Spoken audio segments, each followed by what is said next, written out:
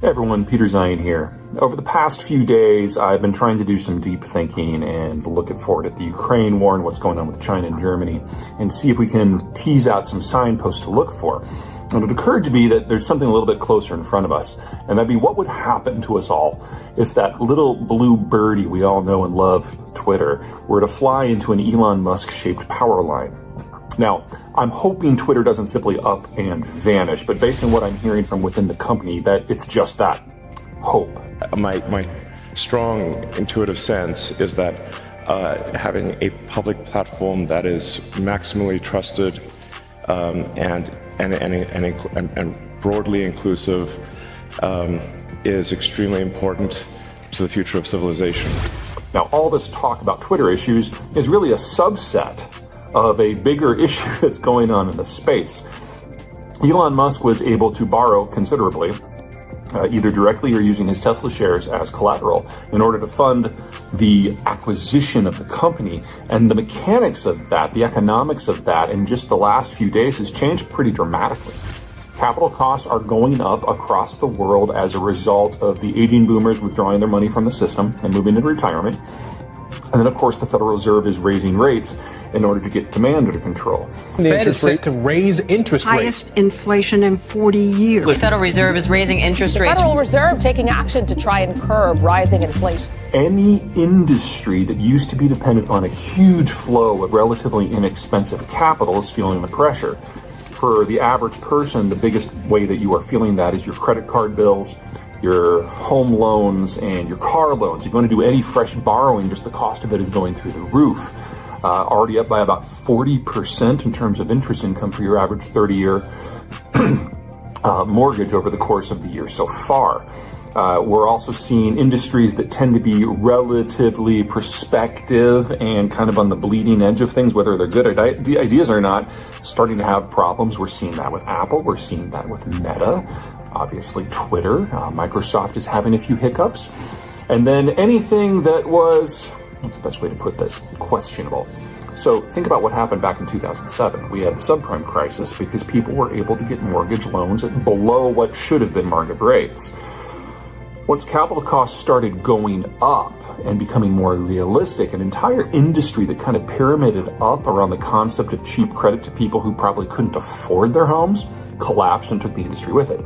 We're seeing that exact same thing across the entirety of the crypto space right now. Now to the cryptocurrency crash that has traditional markets on edge. One of the largest exchanges in the world, FTX, collapsed this week after a chain reaction set off by a leaked document that raised questions about the company's finances. And I've long said that not all crypto is fraud. Some of it is just a pyramid scheme. But a pyramid scheme only works when the capital comes in. And as that is taking the entire thing down to its studs, all that's left is the fraud. So the meltdowns we've seen in that space are just the beginning of what's happening. And I'm not saying go out and short crypto because its real value is probably negative, and I'm not sure how shorts work in that environment. In terms of the real economy, we have had 15 years of zero interest rates, which means that a lot of companies just gorged on debt to the point that they've not really paid attention to what their debt payments are because they've always been able to borrow more. Now, for those of you who've been following my work for a while, this is the entirety of the Chinese financial model. The entire Chinese economy looks like subprime. But we still have some American companies, major American companies, that are dealing with exactly the same situation. So, for example, in the morning, I'm getting on an American Airlines jet to fly to Miami.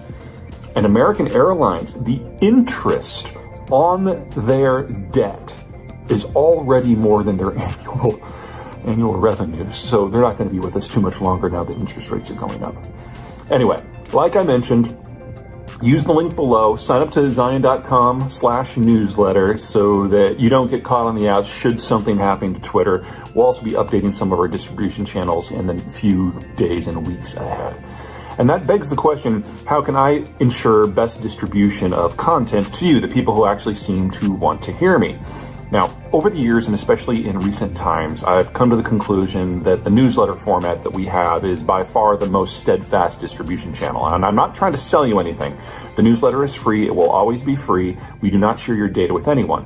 I just don't want everyone to waste your time looking on platforms that no longer exist for something that used to be a distribution or a channel of ours.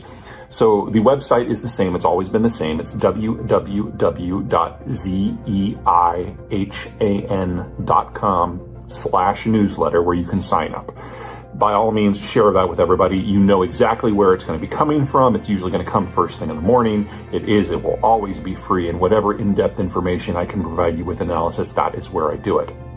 And whether or not Twitter goes away, whether or not we get a pay-per-tweet program, a blackout, or who knows what, always know that the newsletter's distribution channel, which is where the video logs go to, is going to be there. So if you're not already subscribed, please do. If you are, thanks by the way, feel free to send this to you and yours throughout your network so that all of the information can remain accessible to everybody with a minimum of disruption.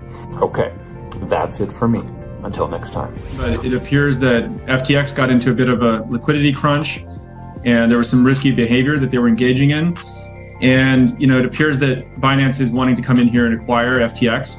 But we'll see if that deal goes through. And I think the broader story that, as I think about it, just zooming out, is that over the last few years, companies like Coinbase that are pursuing a trusted and regulated approach, we've been trying to seek regulatory clarity. And sometimes in the absence of that, we've seen customers basically going offshore to these offshore unregulated exchanges. And occasionally we're going to see blowups like this, I think, unless that is resolved somehow. So this is a validation of our strategy that we've been taking for the long term. And I think that's what we've been seeing in these recent markets. There are big concerns about crypto liquidity and how fickle it is or isn't. How do you prevent liquidity crunches from happening?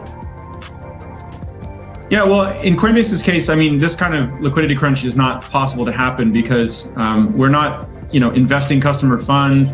We're not, doing market making or engaged in any kind of complex arrangement with other, parties that we own. It's very simple. We're regulated as a custodian and a brokerage and an exchange. We hold all of the customer assets one-to-one backed. So if customers want to come and withdraw those funds, even 100% of them, that's fine. They can withdraw all of it at once. And as a public company, our financial statements are audited and anybody can go and see them.